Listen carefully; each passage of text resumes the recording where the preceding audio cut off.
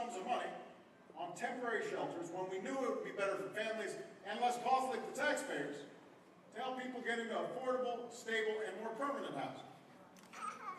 So we've helped make it possible for people to find those homes, and we've dramatically reduced the number of families in emergency housing. On the healthcare front, as a candidate for president, I pledged to make sure we were helping New Orleans recruit doctors and nurses and rebuild medical facilities, including a new veterans hospital. Well, we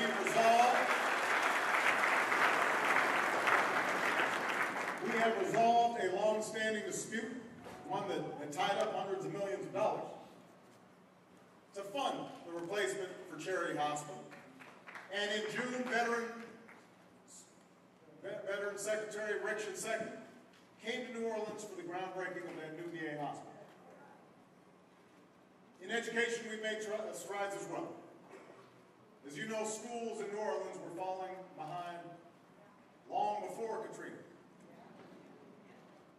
But in the years since the storm, a lot of public schools opened themselves up to innovation and to reform.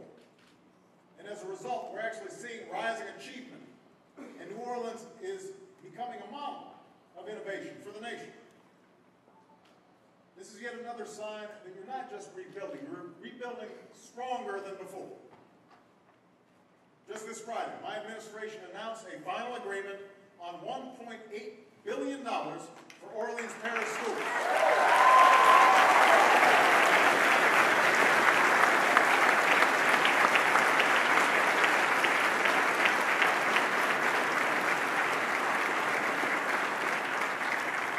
This is money that had been locked up for years. But now it's freed up so folks here can determine best how to restore the school system. And in a city that's known too much violence, that's seen too many young people lost to drugs and criminal activity, we've got a Justice Department that's committed to working with New Orleans to fight the scourge of violent crime and to weed out corruption in the police force and to ensure the criminal justice system works for everyone in this city. And I want everybody to know and to hear me thank Mitch Landrieu, your new mayor, for his commitment to that.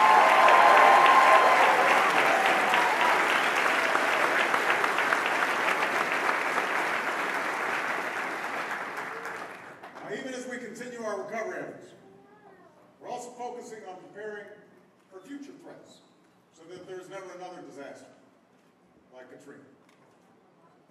The largest civil works project in American history is underway to build a fortified levee system. And just as I pledged as a candidate, we're going to finish this system by next year so that this city is protected against a 100-year storm. We should not be playing Russian roulette every hurricane season.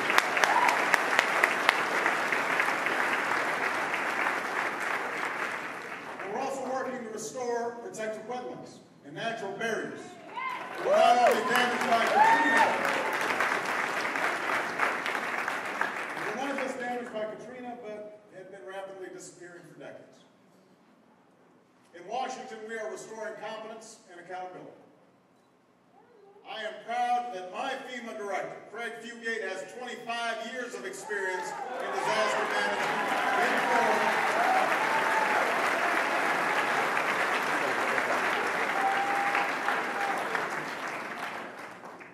Came from Florida, a state that has known its share of hurricanes.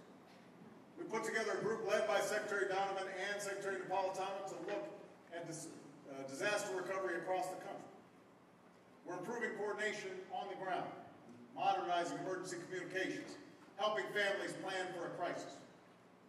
And we're putting in place reforms so that never again in America is somebody left behind in a disaster because they're living with a disability, or because they're elderly, or because they're infirm. That will not happen again.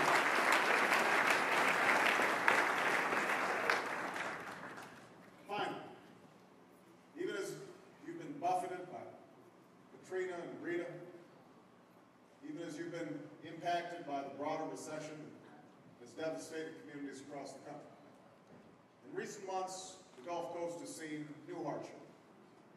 a result of the BP Deepwater Horizon oil spill. Just as we've sought to ensure that we're doing what it takes to recover from Katrina, my administration has worked hard to match our efforts on the spill to what you need on the ground. And we've been in close consultation with your governor, your mayors, your parish presidents, your local government officials. And from the start, I promised you two things. One is that we would see to it that the leak was stopped. And it has been. The second promise I made was that we would stick with our efforts and stay on BP until the damage to the Gulf and to the lives of the people in this region was reversed. And this, too, is a promise that we will keep. We are not going to forget.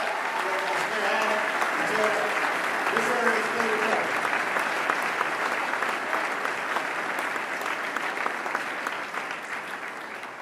That's why we rapidly launched the largest response to an environmental disaster in American history. 47,000 people on the ground, 5,700 vessels on the water to contain and clean up the oil. When BP was not moving fast enough on claims, we told BP to set aside $20 billion in a fund managed by an independent third party to help all those whose lives have been turned upside down by the spill.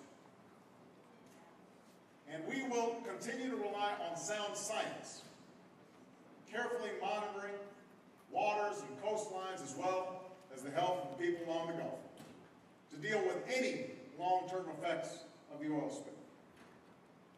We are going to stand with you until the oil is cleaned up, until the environment is restored, until polluters are held accountable, until communities are made whole, and until this region is all the way back on its feet.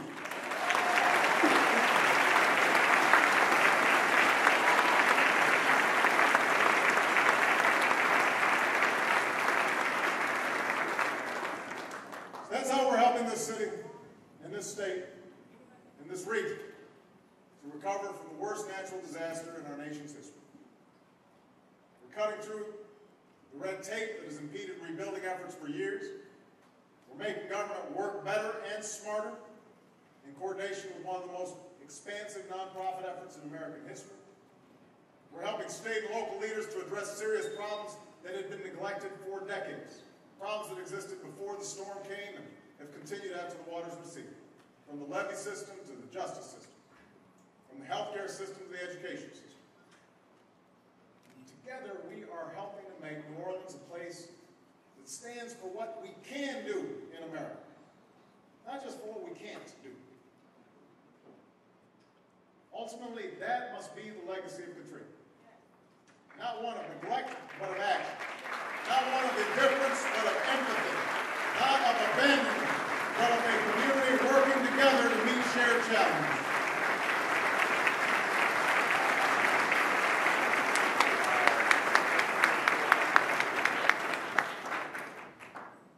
The truth is, there are some wounds that have not yet healed. And there's some losses that can't be repaid. For many who lived through those harrowing days 5 years ago, there's searing memories that time may not erase. But even amid so much tragedy, we saw stirrings of a brighter day. 5 years ago, we saw men and women risking their own safety to save strangers.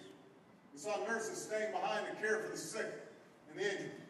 We saw families coming home to clean up and rebuild, not just their own homes, but their neighbors' homes as well. And we saw music and Mardi Gras and the vibrancy, the fun of this town undiminished. We've seen